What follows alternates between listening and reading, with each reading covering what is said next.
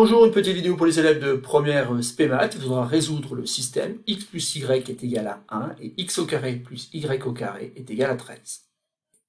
Alors pour résoudre ce système, il faut tout simplement avoir en tête que ça va passer par l'élimination quelque part d'une inconnue. Et donc la bonne idée ici, ça serait peut-être dans la première équation d'exprimer une inconnue en fonction de l'autre. Et ensuite remplacer dans la deuxième équation, ce qui vous permettra d'obtenir donc une équation à une inconnue. Donc je vous conseille d'appuyer sur pause, de faire quelques essais et de regarder un petit peu comment on peut résoudre donc cette équation. Et simplement après, lorsque vous aurez fait vos essais, pour regarder la suite de cette vidéo. Passons à la correction de cet exercice, et comme je l'ai dit en introduction ici, il va falloir tout simplement exprimer une inconnue en fonction de l'autre, afin de pouvoir remplacer dans la deuxième équation. Et donc ici c'est assez simple, je vais exprimer y tout simplement en fonction de x. Et dans la première équation, j'obtiens tout simplement que y est égal donc à 1 moins x. Je conserve la deuxième équation, et je vais dire que ce système est équivalent à un système où y est égal à 1 moins x, et où j'ai une deuxième équation que je vais obtenir en remplaçant donc y par cette expression. Donc j'obtiens x au carré plus, entre parenthèses, 1 moins x au carré.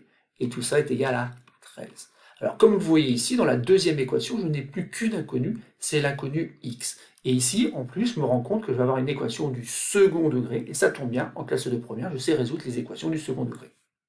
Et pour résoudre cette équation, bien sûr, dans un premier temps, je vais développer 1 moins x au carré. Donc ça donne 1 au carré qui donne 1, moins le double produit qui va me donner donc moins 2x, plus x au carré est égal à 13. Donc ici on a x au carré et x au carré, ça fait 2x au carré.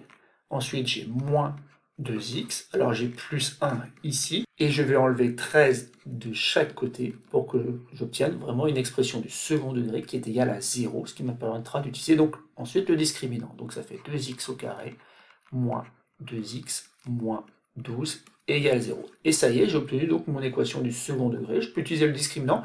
Je peux aussi remarquer finalement que je peux factoriser par 2. En effet, en factorisant par 2, j'obtiens 2 facteurs de x au carré moins x moins 6 égale 0. Et maintenant, j'ai un produit de 2 facteurs qui est nul.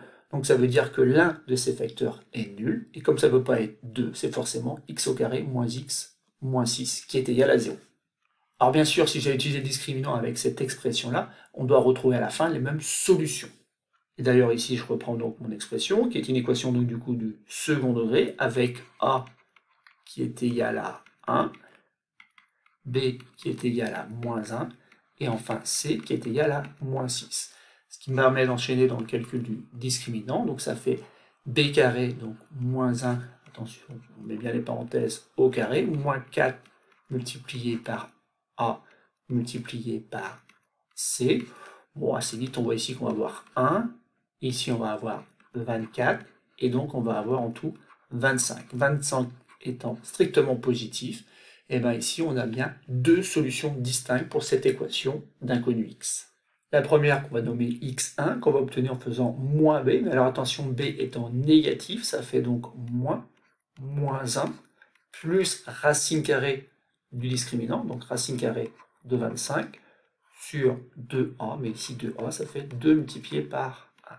Et donc assez rapidement, donc on a, attention, le moins il est bien sur le trait de fraction, donc on a 1 plus 5, le tout divisé par 2, ça fait 6 divisé par 2, qui donne 3. Donc on a une première solution pour cette équation, qui est x1 et qui vaut 3. La deuxième, on va la nommer bien sûr x2. La deuxième, on va l'obtenir aussi avec la formule de cours. Donc moins b moins racine carrée de delta sur 2a. Donc on obtient donc 1. Cette fois-ci, donc moins 5 sur 2. Donc moins 4 sur 2. Et bien j'obtiens moins 2. Donc la deuxième solution de cette équation d'inconnu x, c'est le nombre moins 2. Et maintenant, donc, on a résolu cette équation. On va pouvoir reprendre le système de départ qui va se réécrire de la manière suivante. Y égale 1 moins x avec donc x égale 3, ou y égale 1 moins x avec x égale moins 2. Donc assez vite, on en déduit donc ici que y est égal donc à 1 moins 3, y égale moins 2, et x égale 3. Ou, et ça ne va pas être une surprise, y est égal donc à 1 moins 2, donc y égale 3, et x égale moins 2. Donc en fait ici il y a une certaine symétrie, mais une symétrie qu'on pouvait remarquer dès le départ quand on a écrit donc le système x plus y est égal à 1, x au carré plus y au carré égale 13, car on pouvait inverser l'ordre des inconnus.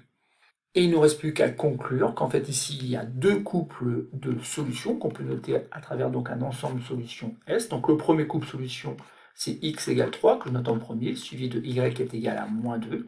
Et l'autre couple solution c'est moins 2, 3. Alors bien sûr l'ordre ici a une importance car ça pourrait très bien correspondre à l'abscisse et l'ordonnée d'un point du plan.